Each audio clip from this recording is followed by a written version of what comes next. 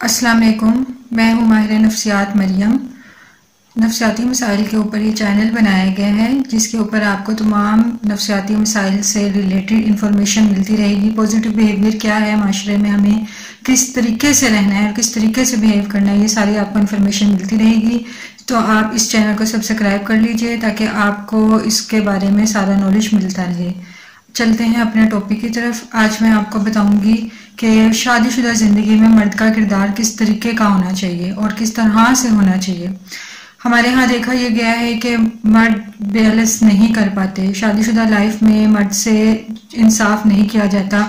मर्द का झुकाव या तो टोटल ही अपनी वाइफ की तरफ हो जाता है और वो अपनी फैमिली, जो अपने पेरेंट्स और बहन भाई हैं, उनको टोटली इग्नोर कर रहा होता है।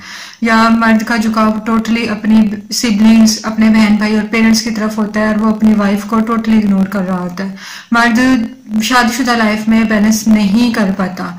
उसके माइंड में एक बात होती है, या तो वो बिल्कुल ही अपनी वाइफ की तरफ अपना झुकाव कर लेता है और वो सोचता है कि जिस तरह की अब शादी कर ली है तो बहन भाइयों से, पेरेंट्स से उसका ताल्लुक खत्म हो गया है, सब रिश्तेदारों से उसकी जो है ताल्लुक खत्म हो गया।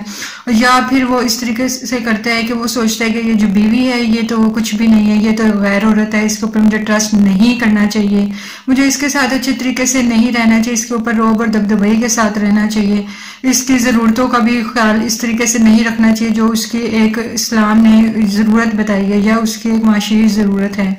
तो मर्द अपना ज़्यादातर झुकाव अपनी बहन भाइयों की तरफ रख लेता है, अपने पेरेंट्स की तरफ रख लेता है, अपनी वालदा और ख़ासतौर पर अपनी बहनों की तरफ अपना झुकाव रख लेता है और बीवी को टोटली वो इग्नोर करता है। तो पॉजिटिव जो मर्द का किरदार है वो ये है कि वो बैलेंस रखे, बीवी और अपनी फैमिली में प्रॉपर बैलेंस रखे। बीवी को बीवी के हकूक दिए जाएं, उसकी सारी ज़रूरतों का ख्याल रखा जाए, इस्लामी तालीमात को अपने जहन में रखा जाए कि हज़ूर सल्लल्लाहु अलैहि वसल्लम ने अपनी बीवियों के साथ किस तरीके से सलूक किया था और क्या हुक्म दिया था। हज़ूर सल्लल्लाहु अलैहि वसल्लम ने औरतों के बारे में बहुत ज़्यादा हदीस बयान की गई हैं, जिसमें एक शोहर में के हवाले से एक ये भी हदीस है कि औरत तेरी पसली से पैदा की गई है, अगर तुम इसको सीधा करने की कोशिश करोगे तो ये टूट जाएगी और अगर तुम इसके टेढ़ा होते हुए इससे फ़ायदा उठाओगे तो इससे तुम बहुत ज़्यादा फ़ायदा उठा लोगे।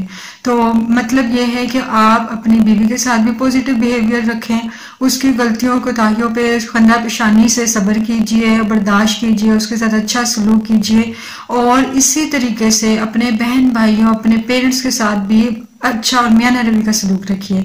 माँ बाप को, पेरेंट्स को, बहन भाइयों को उनकी मुकाम दीजिए, उनकी ज़रूरतों का ख्याल रखिए, उनकी इज्जत कीजिए, उनमें और बीवी में एक बराबर का सलूक रखिए।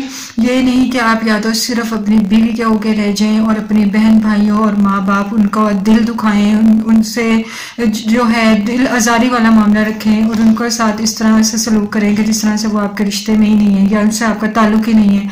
या फिर ऐसा कि जस्ट आप अपने बहन भाइयों को फोकियत दें, अपनी बीवी को बिल्कुल ही इस तरह से नज़रों से गिरा दें कि जिस तरह से उससे कोई ताल्लुक ही नहीं है, वो जस्ट एक आपके निकाह में आ गई है तो बस एक मुलाजमा बन के आ गई है, आपका उसकी ज़िंदगी में जिस तरह कोई रोल ही नहीं है। तो इस तरीके से ना करें, बीवी को बीवी के हकूक दें और पेरेंट्स को, बहन भाइयों को, बहनों को उनके हकूक दें। जज़ाकल्लाह खैर।